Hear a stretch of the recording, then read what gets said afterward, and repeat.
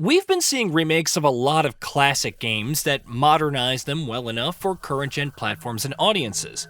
This time around, Fatal Frame 2 Crimson Butterfly Remake is aiming high, pairing a visual overhaul with gameplay tweaks meant to make this the definitive way to experience the horrors of Minakami Village. But does it soar, or does it fall short? That's what we're here to find out. Let's begin with the visuals. There's a lot to like on that front, with textures and assets that bring a layer of realism to both indoor and outdoor environments that the PS2 just simply couldn't manage. Mio and Mayu look excellent, although their facial animations could have used a little more polish.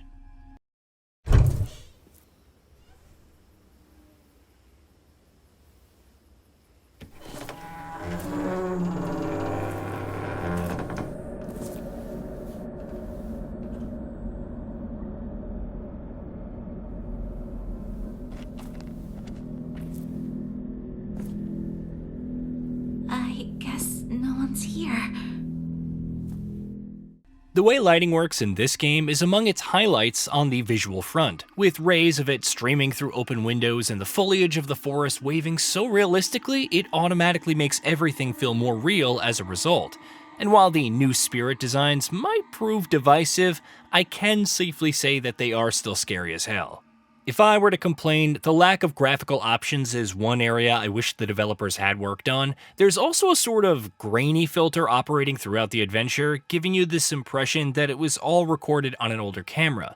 It adds to the realism, yes, but it can get quite annoying after a while. An option to toggle it on or off would have been much appreciated, but it is what it is. Moving on from the visuals, the gameplay has also seen some changes. You're introduced to the new hand-holding mechanic quite early on, and I really liked the added layer it brings to Mio and Mayu's bond. Holding Mayu's hand restores both health and willpower, which is a nice touch. However, considering how the story often forces the two of you apart, I don't think I was able to get as much out of it as I'd have liked. I'd have liked Mayu to be more involved in the game's combat, but she continues to be problematic, her injured leg rendering her helpless and terrified in the face of any spirit that you happen upon. Protecting her in a fight is an easy way to get a couple of free hits in, but other than that, she's largely a liability in combat. Speaking of combat, the Camera Obscura continues to be among the coolest ways to deal with enemies in any game that I've played. The remake adds focus, zoom, and filter switching to make it feel more like an actual tool than a simple accessory. The premise is simple. You point it at hostile spirits, wait for it to focus properly, and then snap a photo, the moment that they attack for serious damage. In theory, that makes things quite easy, and indeed it was simple in the original version. All you had to do was bait out enemy attacks and then click away to give the spirits some well-earned rest. That isn't the case in the remake, however, as the spirits are now far more aggressive and mobile in a fight. Features like shutter chance, fatal frame, and filter-based special shots should have made encounters more dynamic, but the results are not consistent. They teleport wildly, forcing you to constantly pivot to find them and move much faster, making lining up your shots a lot harder. I can see what the developers were going for, but it largely made combat a chore rather than a welcome change in the remake, and there are a few reasons why.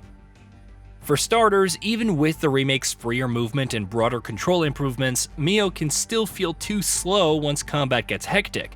While that's alright on its own, although it did make exploring the village feel too slow for my liking, it's an absolute pain in combat. I spent half of my time avoiding enemy attacks without my camera raised for a counterattack, and the evade doesn't help matters by much. It doesn't let you reposition well enough to get a quick shot with your camera, and often puts you right in the path of a follow-up attack when you're facing an enemy that does a few of them in a row. As far as moving around the arena is concerned, Mio definitely needed an upgrade, and it's baffling she hasn't received one, while her enemies have been dialed up to 100. Mobility problems aside, Mio's health and willpower drain way too quickly in combat, while healing supplies remain as scarce as they were in the original game. Once again, that's an imbalance that's quite costly, as you're left scrambling to avoid damage as much as you can. It prolongs fights unnecessarily, forcing you into a cautious playstyle that quickly becomes tedious rather than exhilarating.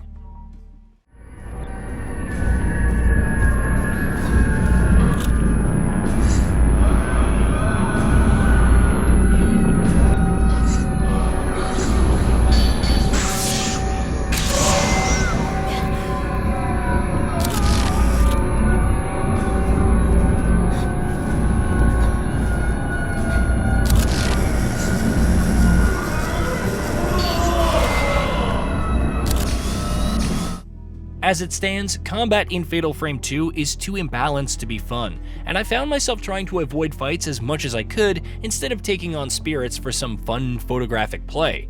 It definitely needs some tweaking to level the playing field. I'm all for a challenge, but it's a problem when that challenge stems from a game's mechanics rather than its enemies. You only have to take on an enemy in a closed space to see what I mean. It doesn't help that the controls feel clunky when you're in a fight, which is a very irksome issue when combined with Mio's slow movements. Instead of an experience where you're carefully lining up shots and timing them well to maximize the damage you're dealing, you're left chipping away at enemy health bars while hoping that you can get out of the way when they teleport and come at you from another angle. I really hope that the developers introduce some fixes on the combat front ahead of the final release. It desperately needs them. It's a shame the combat feels so imbalanced because the rest of the game is genuinely engaging. I found myself going out of my way to find hidden lore drops that further flesh out Minakami Village's dark history, while much needed upgrade materials for the Camera Obscura remain cleverly tucked away in nooks and crannies that only the most diligent explorers are going to find. The audio design is another highlight, with the remake adding 3D audio support that really helps offset an enemy's aggressive teleporting shenanigans to a large degree when you've got a good pair of headphones on. Your camera's reload gets a distinctive sound effect, and the game does a good job of telling you when you're ready to launch your next attack. The soundtrack and effects are also spot on, working well with the visuals to set a grim tone and moody environment. The game performs reasonably well, although limiting the frame rate to 30 FPS across consoles might not be a choice that everybody would agree with. I might have forgiven it if the frame rate didn't drop quite often on a base PS5, especially during combat, but it is what it is.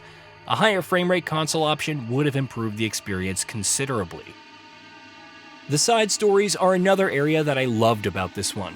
Introduced so organically, it can get hard not to let the game steer you away from the main story in favor of discovering more about the moody, grim world that the sisters have found themselves in. The story is as good as it's ever been, and if you haven't played the original, I can't recommend it enough. This is a game that isn't afraid to take you to some very dark places, both literally and metaphorically.